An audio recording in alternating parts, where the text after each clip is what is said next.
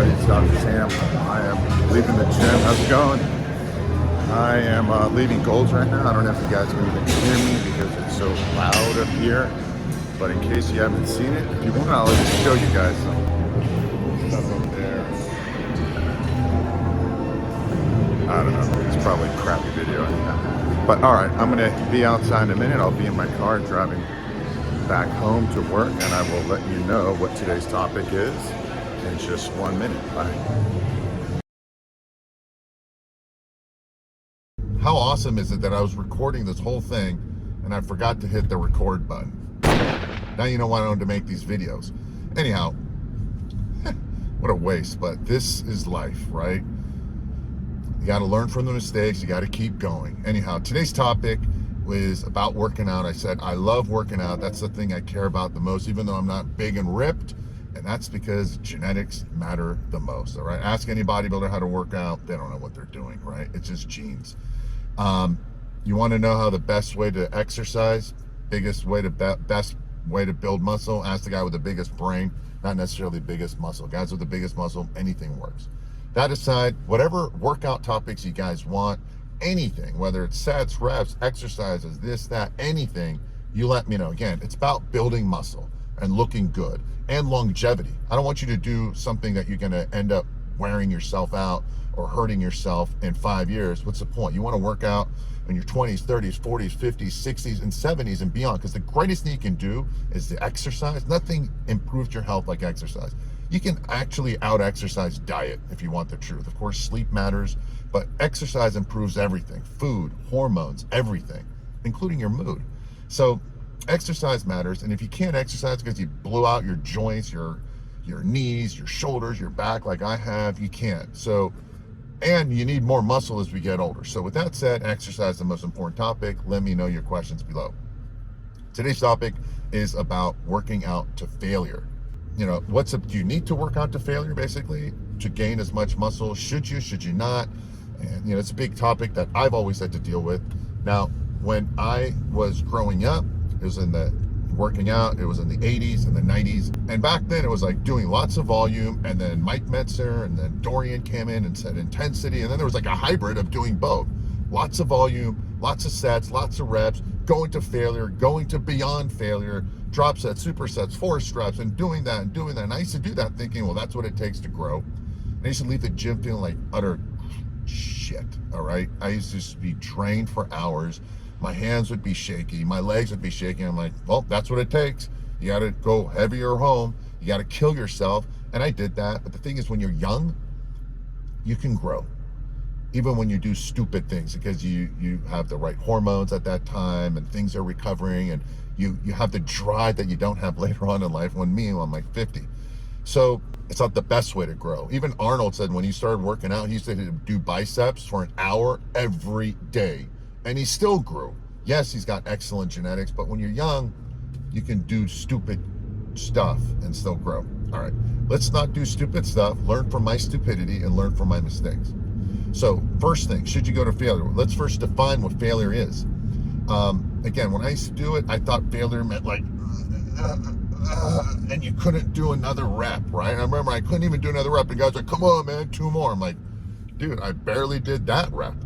So you don't want to, that's not failure, all right? That's going way beyond failure. My definition of failure, after all these years, is honestly when the last repetition should look and feel as good as the first one, right? So you're like 1, 2, 8, 9, 10, all right? Not like grinding it. When you grind that last one, that's beyond failure, all right?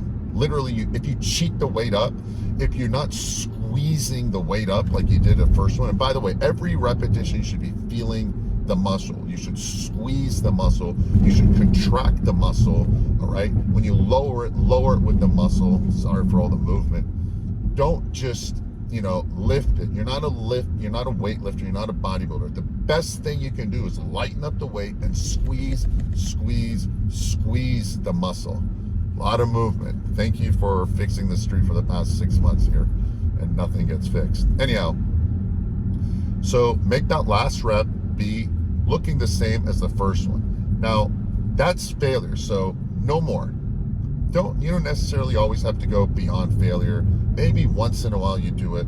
My preference is that when you go, the problem with going to failure or going beyond failure, especially on big compounding workouts like squats and deadlifts and that stuff, not like leg extensions or lateral raises or bicep curls. Those are more isolation. But when you go on the big compound, it burns out your nervous system, your CNS.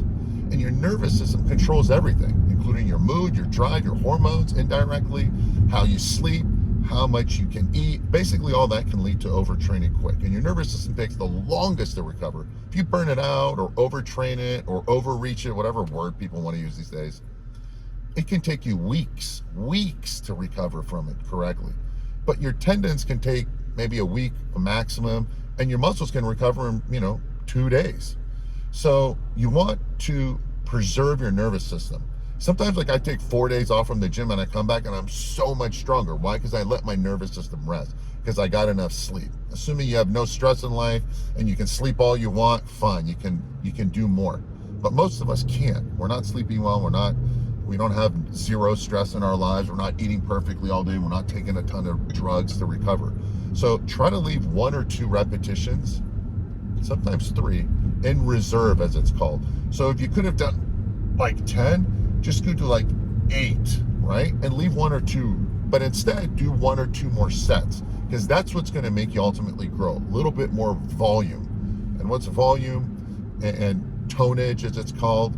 It's a sets times reps and the weight. So if you can just do 1 extra set because you didn't burn yourself out on that, I couldn't do anymore, which burns out your nervous system so much harder, then you can do 1 more set. And that 1 more set does more volume.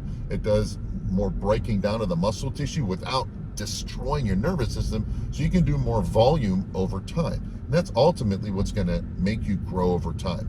Sets, reps, and the weight. And you want basically more and more tonnage or weight.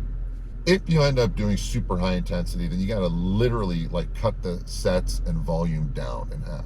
By the way, if you want me to do all these topics below, if you want me to say, hey, you know what, give me a workout for if I want to do high intensity only, like Dorian style, or if you want me to do more volume. Again, some people do better. Dorian did better with intensity. I like intensity, but for some reason, my genetics, maybe my age, I'm almost 50 basically, in a few days, whatever. I burn out. My sleep, 1 bad workout like that, 1 hard killer workout when I just push my nervous system to the end to overtraining, when I go to failure and I just do maybe extra, that night I can't sleep because my nervous system got jacked. You don't want that because it negatively affects everything. So leave 1 or 2 reps in reserve, sometimes 3 or 4, especially on bigger compounding exercises. If you're going to go to failure, do so on isolation, on easier stuff that doesn't burn out your nervous system. Squats really does. But lateral raises, for your shoulders, or dumbbell curls, or tricep extensions, or, leg curls or leg extensions, those isolation ones are easier. You can go to failure. Again, super strict. But the big ones definitely don't, okay? Trust me on this. I'd rather you did 1 extra set, right? Because you had a little bit more energy left because you didn't burn out your nervous system, than to go to all-out failure or beyond. Just take it from me, all right? Let me know below if this makes sense, what questions you have. Also, let me know if you want me to make you a workout. I'll just create like a PDF file or website. I'll give you the exact workouts, sets and reps and weight, just so you can do it. I'll show you how you can, organize it and cycle it so it's on and off so you recover. That's the biggest thing. If you're not recovering, you're not going to grow. And you can't go straight up all the time. You got to go up and then a little bit down, and then up and a little bit down, and up, and so forth, because you just need to recover over time. So I hope that makes sense. Let me know your questions below. If you like this type of video, let me know, so I'll make you guys more. And if you don't like it and you hate it, well, let me know that too. Be kind, and I won't make them. You tell me the kind of videos you want. Again, this is always for you. I already know this stuff. I love sharing it, but as long as you're listening and it's benefiting you, then I'm more than happy to take the time to share what I've learned so you can learn from my mistakes.